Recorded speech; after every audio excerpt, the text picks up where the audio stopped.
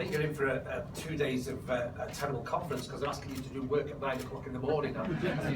I jotted down innovators, deliverers and local. I think that's what I describe you as to my team. I think there are 3 key areas which I know I can rely on you to deliver the ambitious targets that we seek. I wanted to start with a few words this morning around the last term of government. Statistics now confirm that we together exceeded the target of 10,000 additional affordable homes in the last administration.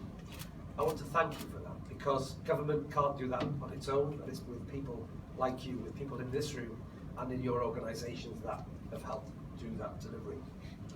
But as you would expect, I think there's much more to do. You know that, we all know that. Everybody needs a decent, affordable home. And that's why I'm committed to an even more ambitious target of the housing agenda over the next 5 years. I recently made a statement in the Assembly setting out my key aims. Central to the plan is our ambitious target to deliver an extra 20,000 affordable homes, including supporting the construction of more than 6,000 homes through the Help to Buy scheme. We plan to invest over £1.5 billion in affordable homes during this term of government. Continued support for the social housing is crucial.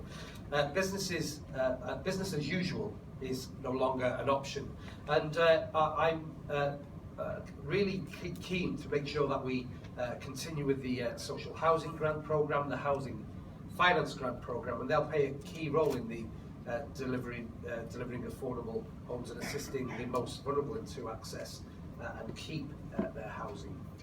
The original social housing grant programme budget for this year was £68 million, but I'm pleased to tell you that today I've been able to secure an additional £30 million for this year's programme.